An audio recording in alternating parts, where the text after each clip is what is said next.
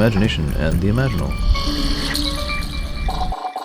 Intuition, inspiration, imagination. Each of these are different from each other, but each seem to afford each other. Owen Barfield wrote, quote, "Where is fancy bread?" This was a commentary on the fancy bread of the North at the time. So where is fancy bread? Where is the idea of the fanciful, the fantasia, like hyperphantasia or aphantasia, which we'll talk about later? Where is this located? The imagination is essentially vital. The images begotten by imagination are alive and creative, and have a sort of germinating power of their own. It's a very interesting proposition. It's quite reminiscent of Richard Dawkins' idea of the memes. We live in a time in which the human condition is being viewed and experienced in myriad ways. One way we can do this is through documentaries, getting highly detailed auditory and visual representations of the micro and macroverse, this universe that we are always a part of but cannot see far enough into to fully appreciate. One of the most incredible feats of evolutionary engineering ever developed.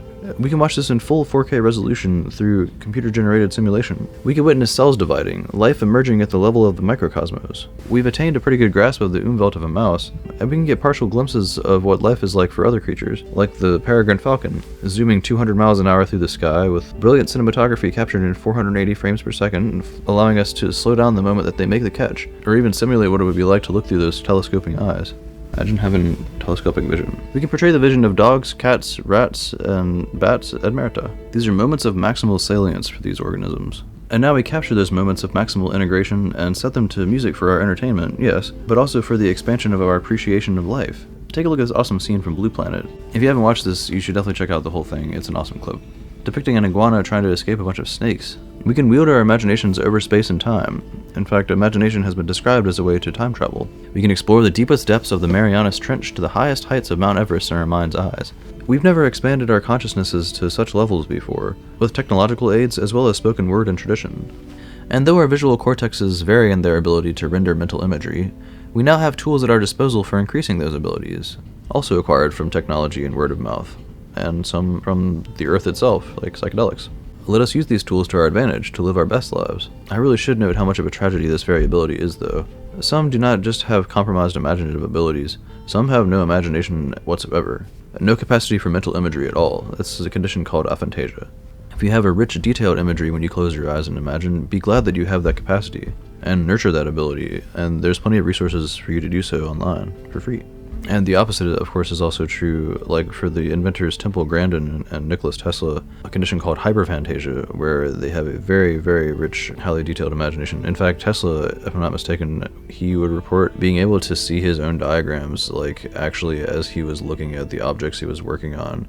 Like the imagery that we see when we close our eyes, he would see that with his eyes open, which is really cool. And it is interesting how that does fluctuate for the averagely abled imaginer, however you'd say that. And just a brief aside, I want to say that my own imaginative ability is actually quite compromised, and I've also taken a fair amount of psychedelics over the years, and my lucid dreams have subsequently increased, and what this results in is just crazy lucid dreams, where like graphics are essentially just horribly detailed, and entire environments or textures will be rendered like what you'd see when a game starts to crash. It's like literally that my brain decides to produce, or like just one solid color where like you step off to the edge of a field and it just hasn't generated the next giant block of environment, and there's just like sky going down the whole way, and that was a really fun one. What this insinuates is that the subconscious mind is trying to serve the desires of the now conscious / semi-conscious lucid mind and what it's demanding. And in its incapacity to do so, it borrows from my memory bits and pieces of rendering systems and their content from the gaming world it spent so many hours in.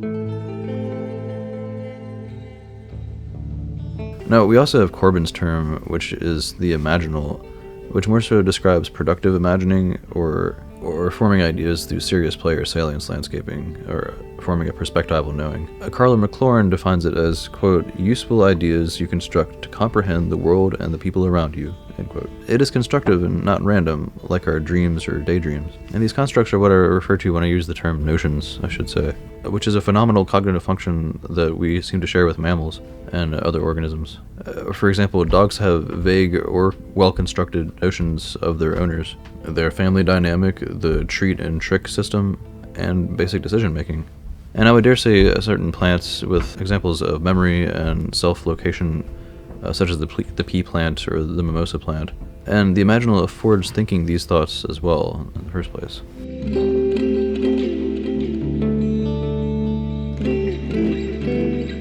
I want to talk more in depth on this idea of compartmentalization. This video will be included in my CBT lessons on my website as well. I can honestly spend hours on compartmentalization, but let's just try to simplify the concept really quick here. I'm going to read a quote from Michael Stevens from Vsauce. Over time, our specific daily perceptions of what happened conglomerate into generalized ideas about how things were. Themes, moods, the big picture. What was perceptual becomes conceptual.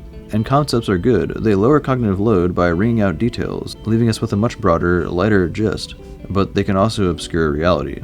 End quote. This is what I'm talking about when I refer to combinatorial explosion. I propose that this natural contingency is largely responsible for our bad decisions and motives. This subconscious and unconscious struggle of sharing limited resources, limited amounts of chemicals and microvoltages between neurons. This is why we struggle to maintain focus instead of darting from stimulus source to stimulus source. And it's why we struggle to maintain focus in social situations or be able to say the right thing every time. There are many combinations. This is why Friedman talks about conversation like a dance, like an impromptu dance, where we're trying to match what the other person, what the partner is doing, and try to like communicate in their language. This is why we alter the way that we speak according to the people that we're speaking to. Anyways. So we can look at universal embodiment as a goal to keep our emotions in check while also embracing and embodying them, to responsibly let ourselves cut loose. Now this view is contrary to Stoicism in that it emphasizes allowing oneself to embrace the unrestricted joy found in a childlike sense of wonder, and the ability to jump up and down in excitement as an adult. If one can embrace utter joy, one should be able to embrace utter sorrow as well, for the whole range of human emotion experience. Though the amount that one acknowledges the utility of that indwelling of sorrow, that embodied state of grieving, anger, loss, abandonment, rejection, dejection, or pain, this should be kept in check. Now this brings to mind a quote from Khalil Gibran that goes, "The deeper that sorrow carves into your being, the more joy you can contain. The helpful utility of the word good is abundant, the helpful utility of the word evil, not so much. The words appreciate, positive, and relatable serve me. The words hate, despise, and vengeance and retribution do not." Again, I do apologize for all the overlap. I'm putting this together as I'm writing it, and I appreciate your patience and understanding. We prefer truth even when it hurts. Quote, "We are here to awaken from the illusion of our separateness. Human beings are not separate from each other or nature. We are totally interrelated, and our actions have consequences to all. What we do to others, we do to ourselves." This is another one from the recently deceased Thich Nhat Hanh. So a great example that John Vervaeke uses with his students is he'll ask them to raise their hand if they're in a relationship, and then he'll ask them to keep their hand raised if they would want to know if their partner is cheating on them in that relationship, even if it meant the end of that relationship. And what tends to happen is everyone keeps their hand up. We prefer truth over love. We prefer absolution and closure and clarity more than we want emotional fulfillment. And I suppose like some of that it is all related to emotion. Like we all do want to have a feeling that we have things figured out, that we're in some kind of psychological balance in the world, and that's tied in with our relationships. And a big part of that is our time investment. We don't want to be investing a lot of time in a relationship that's not going to fulfill this sense of fulfillment or a sense of love in our lives. We want the truest form of love. I mean, this gets very philosophical, but the true, the good, and the beautiful, we want the truest version of what is good. We want the truest version of what is beautiful. We want the truest version of love. We want true love. That's the term, right? The reason I'll bring all this up with the universal embodiment issue is that we don't want to be deceiving ourselves. We don't want to submit to dukkha or atma-pratarana, self-deception. We want to be leading a life of self-control and decisive actions. We want to be able to rely on people and rely on our own thinking. Indwelling and the optimal grip. Now, universal embodiment is very much exemplified through this notion of indwelling or indwellment.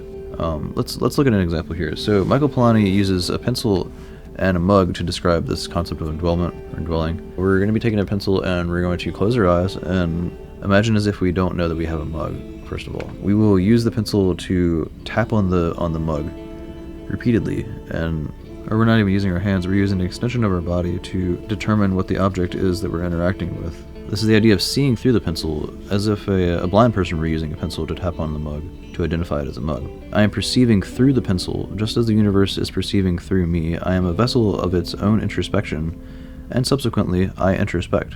We can look at things that way if we want to look at this as a philosophy.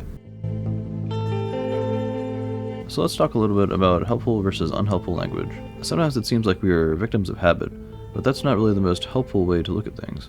Habits are what keep our bodies and minds and our homeostatic synchronicity in balance. Our habits keep us in order with the world as best they can. It's what works best with our mind and body's default method of establishing psychological and neurostatic balance as well, formed from habitual repetition and external influence from their coworkers. Here's another. I guess I just hate customers, or maybe just people in general. Everyone's always trying to get under my skin. Why are people so mean? Let's break these untoward sentences down. In bold are the mistakes in thinking. This term hatred we have already discussed. Hate is a useless emotion. Love and care and empathy and sympathy and all these things, those are useful words for us to embody and imagine that exist in the world in some real form, possibly from an imaginal form, where we imagine it as a structure that holds the world together in a productive way, like an entity or almost like a hyper-object, versus hatred and vengeance and retribution, divine retribution, and things like this. How useful are those words? How useful are they as an entity or a hyper-object that affects us cross-culturally? When we go to use the word evil and hatred, what does that serve us? So hatred is a useless emotion. There's no reason to hate anyone. You just strongly dislike this version of this mental system that you're viewing currently.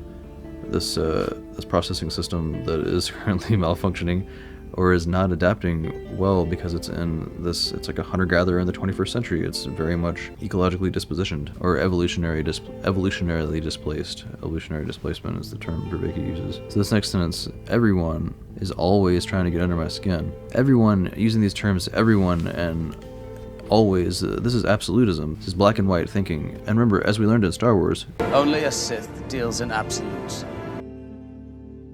And this term always is also absolutism, assuming that everyone is constantly actively doing this one thing, which is logically impossible to be true. If everyone were always trying to get at you, or like always trying to find the worst ways of interacting with people, then the world would be hell. Like, people aren't actually actively trying to offend each other. This word trying implies agency, which we've talked about a bit, as if these people are actively making conscious attempts at trying to mess with us. As if everyone are intelligent psychopaths planning out ways to mess with people, when clearly what we're really witnessing is the downstream effects of a one-track mind. Now, as cashiers, when people come into our stores, they're often coming in with a mission, with a one-track mind mission, and often shopping is an inconvenient task, not a fun activity. People are in a rush to get their crap and get out, and you, as a cashier or customer service agent, are merely a barrier to their egress. Now, this does seem short-sighted and selfish and ignorant, but this is what a consumerist capitalist culture has raised us to become. I mean, I really don't want to say it's all environment and genetics, but these are major factors here that we need to consider. This is the influence of instant gratification culture, this having mode. We are genetically and culturally predisposed to labeling people and categorizing. And when left unchecked, this can result in labeling cashiers and workers as extensions of the company instead of just humans just like you. And the lower your perceived rank in the system, the lower your perceived worth. What a terrible system we have here. It would be nice if the values that we taught in public education were centered around the being mode and the doing mode, and not so much this having mode. As adults in the 21st century, this instant gratification delay aversion attitude has only been exacerbated by the possibility of online one-day delivery shopping online, instant messaging, instant transfers of money, and a highly refined system that seeks to serve our every impulse and trigger our every dopaminergic demand. This is why we have to take vacations to reset, to get back to ourselves. But of course, we're only permitted like 2 weeks of a vacation out of the year in the United States, if you're lucky. And we have to ask ourselves, how many of these unwieldy customers do you think just really need a long vacation, but they aren't getting one because of their own job's restrictive rules? We're all out here struggling, and what you're witnessing, especially in the second phase of the day, is the aftermath of that struggle. Well, they need to suck it up and be respectful. Just always be kind, follow that rule, and then you're good. Well, yes, of course, but what looks like disrespect can often be interpreted however one pleases. Because our public education systems and or parental systems don't know to teach us these kinds of things. To recognize when our emotions are getting the best of us. To be able to tap into that and listen to that as an internal language we listen to our own body with.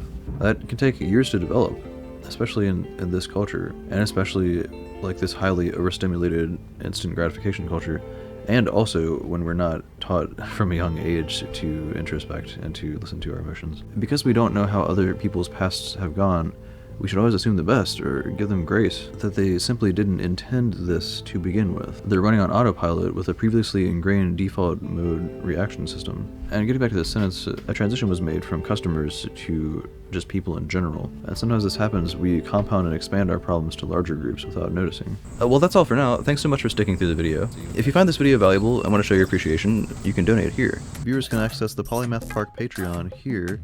Programs like this exist solely by donation, so feel free to contribute whatever you feel this video is worthy. Anything's appreciated.